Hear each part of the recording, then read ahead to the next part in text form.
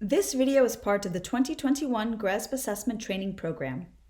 It will provide you with an overview of the integration of the Resilience module into the GRESB assessments for both infrastructure and real estate.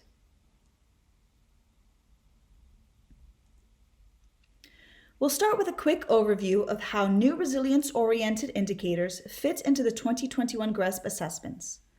Next, we'll walk through two different examples of the new indicators, describing the different requirements and characteristics.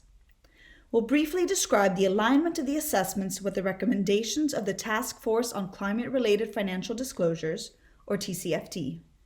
And lastly, we'll point you in the direction of relevant resources regarding the other 2021 assessment changes. Each GRESB assessment is composed of multiple components. For example, the real estate assessment has three: management, performance, and development. The management component of each assessment consists of the following 5 aspects: leadership, policies, reporting, risk management, and stakeholder engagement. It is within the risk management aspect of each assessment that the new resilience indicators are integrated. The integration of the resilience module into the GRESB assessments is represented by 5 new indicators: resilience of strategy, transition risk identification, transition risk impact assessment, physical risk identification, and physical risk impact assessment. While the indicators themselves are consistent across each of the 3 assessments, their labels are assessment specific. It is important to note that as this is the first reporting cycle that these indicators are part of the GRESB assessments, they are not scored in 2021. Let's take a look at the first indicator, resilience of strategy.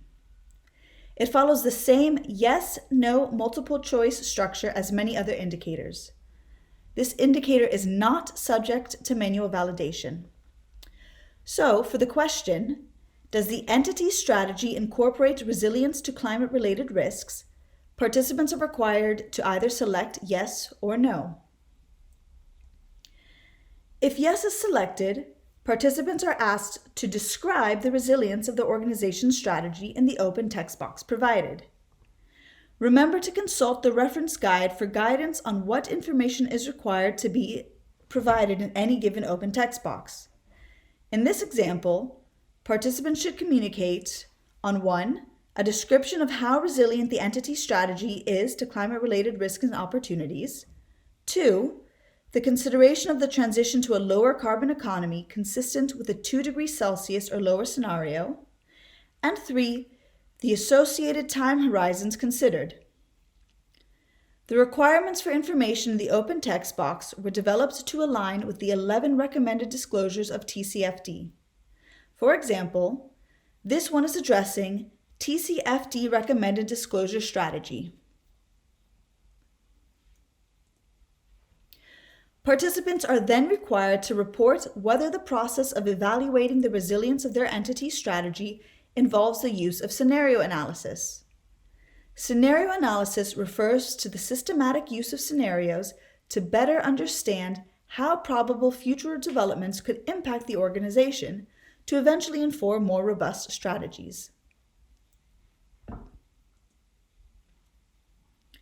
If yes is selected, drop-down options will allow you to select from a selection of transition scenarios and physical scenarios. Transition scenarios are those that describe the evolution of the global economy to a lower carbon state. Such scenarios often explore various levels of carbon pricing or combinations of policies and their impact on the evolution of the economy. Physical scenarios are those used in the exploration and assessment of physical climate risks. These scenarios can include projections of a host of climatic variables, including the frequency and severity of particular extreme weather events. Generally, these scenarios are linked to one of the representative concentration pathways, or RCPs. Please refer to the reference guide for more guidance on both these types of scenarios.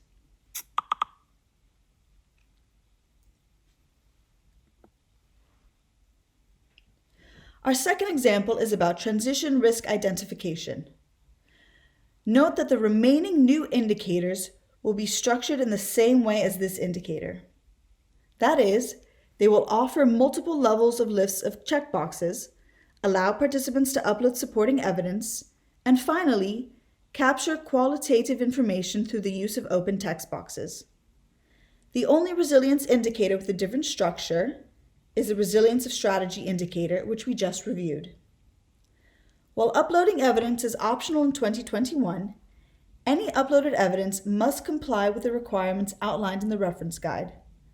In this example, the evidence must, first, demonstrate that there is a systematic risk identification process for transition risks in place, and not simply a generic climate-related risk assessment. And secondly, specifically address each selected transition risk issue, for example, policy and legal, technology, market, and reputation. Finally, keep in mind that all newly introduced resilience indicators are not scored in 2021 and are used for reporting purposes only. If yes is selected, participants are required to select those elements covered in the risk identification process, including policy and legal, technology, market, and reputation. These categories are consistent with the TCFD recommendations. Definitions of each can be found in the reference guide, but let's explore policy and legal in more detail in the next slide.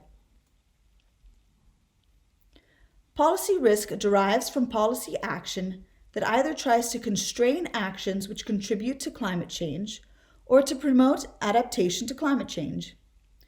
Legal risk arises from an increase in climate-related litigation.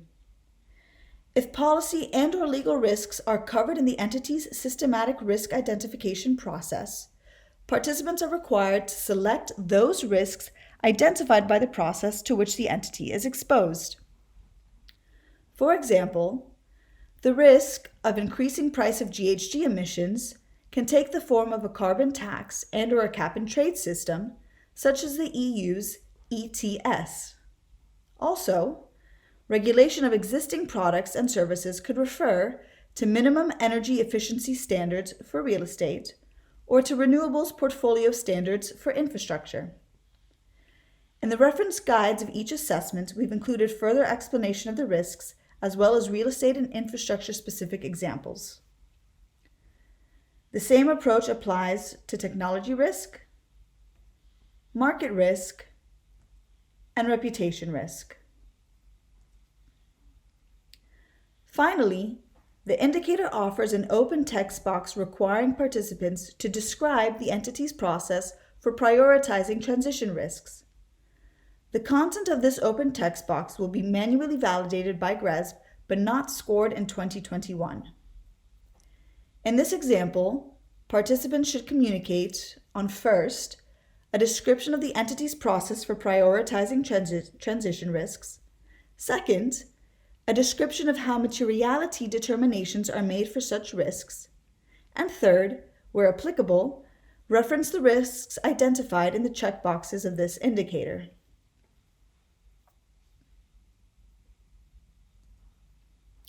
Let's now briefly describe the alignment of the assessments with the recommendations of the TCFD. This slide illustrates the link between aspects from the GRESB assessment and the 4 pillars of the TCFD. In total, these newly introduced indicators allow the real estate and infrastructure assessments to not only align with the 4 TCFD pillars, but also with the 11 recommended disclosures that those pillars contain. Following the restructuring of the assessments in 2020, the 2021 assessment changes are incremental and focus on ensuring that the assessments are fit for purpose in order to continue to support the move to a greater emphasis on ESG performance and outcomes over the next few years. For a more detailed overview of the 2021 assessment changes, please refer to Appendix 1 of the respective reference guides. Thank you for taking the time to review this presentation. We hope that this video helped you better understand the GRESB assessments. For any questions, you can contact us at gresb.com/contact.